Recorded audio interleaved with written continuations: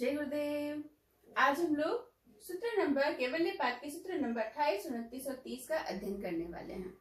सूत्र नंबर 28 हमें कहता है हानम एशाम क्लेश विदुक्तम, यानी व्युत्थान संस्कार। एशाम का मतलब कि वो जो क्लेश थे, वो जो व्युत्थान संस्कार इससे पहले पढ़ रहे थे कि विवेक ख्याति जब चल रही होती है, जब ये विवेक ख्याति चल रही होती है तो यहाँ व्युत्थान संस्कार उत्पन्न होते हैं। ये जो व्युत्थान संस्कार है इनको क्लेशों की भांति नाश कर देना चाहिए। वो कहते हैं खत्म कर देना चाहिए। जैसे व्युत्थान संस्कार खत्म हो गए तो मान लो क्लेश खत्म हो गए, क्लेशों की भांति व्युत्थान संस्कार भी आपके खत्म हो जाने चाहिए। और वो हो जाते हैं कहाँ? विवेक ख्याति की उच्चतम अवस्था में। विवेक ख्याति की उच्चतम अवस्था में क्या होता है कि वो जो व्युत्थान संस्कार होते हैं जिसकी वजह से हमारी समाधि टूटती है, तो बोलते हैं उनको क्लेश के समान ही व्युत्थान संस्कार को समझना चाहिए। और वो व्युत्थान संस्कार क्या होते हैं? आगे जाके विवेक ख्याति की उच्चतम अवस्था में व्युत्थान संस्कार भी नष्ट हो जाते हैं, या फिर अगर वो अव्यक्त अवस्था में पड़े हैं, व्यक्त नहीं हो रहे हैं, तो वो क्या करते हैं? चित्त के साथ में लीन हो जाते हैं। अंत में जाके जब चित्त विलीन हो जाता है तब व्युत्थान संस्कार भी उनके साथ में, चित्त के साथ में विलीन हो जाता है, चित्त के साथ ही विलीन हो जाता है। ठीक है। अगले में कहते हैं प्रसंख्याने अकुसिदस्य सर्वथा विवेक ख्याति धर्म में गह समाधि है। अब यहाँ पर इस सूत्र में क्या कहते हैं?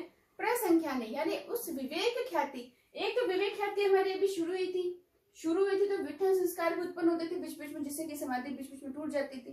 तो बोलते हैं उस विवेक ख्याति के संस्कार में अकुसिदस्य, ये विवेक ख्याति चल रही थी, चलते ये विवेक ख्याति अपनी उच्चतम अवस्था में आ गई। उच्चतम अवस्था में आने पर क्या हो गया? अकुसिदस्य, उस विवेक ख्याति में भी राग नहीं रखना।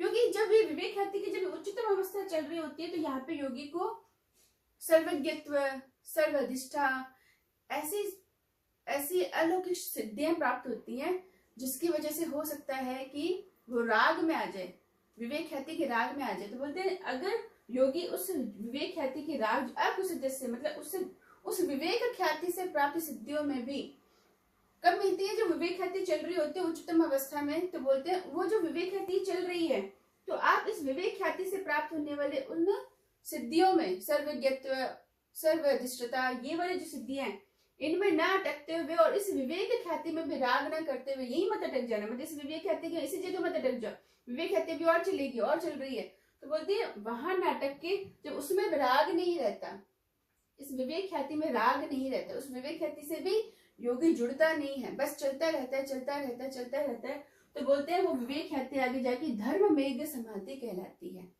वो विवेक ख्याति क्या कहलाती है? धर्म मेघ समाधि कहलाती है। विवेक ख्याति तब तक चल रही जब तक चल रही है, शुरू हुई और चल रही है। तो व्युत्थान संस्कार भी आए, ये व्युत्थान संस्कार भी उत्पन्न हुए, इनको भी फिर खत्म किया, ये चल रहे। तो बोलते हैं ये सब चलते आपको सिद्धियां प्राप्त होती है। फिर एक बहुत इंपॉर्टेंट, बहुत बड़ी सिद्धियां होती है सर्वज्ञत्व और सर्वाधिष्ठा।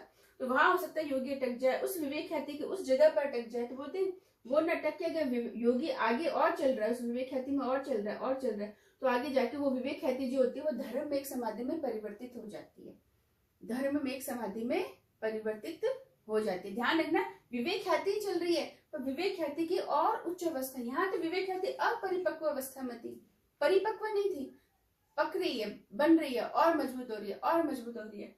जब वो आगे जाके और मजबूत होते और मजबूत हो जाती है और उसी विवेक ख्याति की मजबूती में ही योगी टिका रहता है, चलता रहता है उसी विवेक ख्याति में, तब वो धर्म एक समाधि के अंदर बदल जाती है वो विवेक ख्याति। यहाँ पर ये बताया गया। अगले सूत्र में कहते हैं ततः क्लेश कर्म निवृत्ति।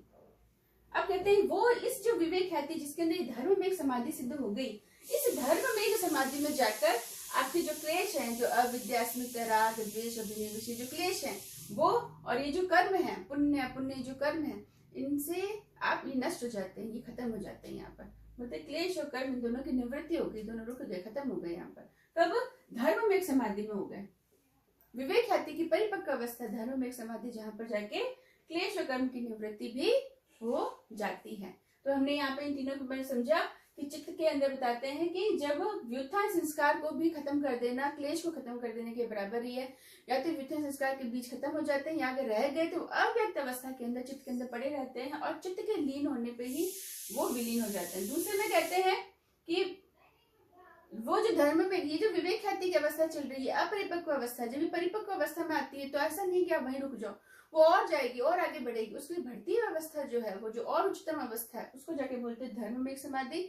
उस धर्म में एक समाधि में क्लेश और कर्म दोनों की निवृत्ति हो जाती है। तो यहाँ तक हमने समझा इसको। अगर आपको मेरा वीडियो पसंद आया तो इसे लाइक और शेयर कर सकते हैं, और अगर कोई प्रश्न हो तो कमेंट बॉक्स में जाके प्रश्न भी पूछ सकते हैं। धन्यवाद। ओम शांति।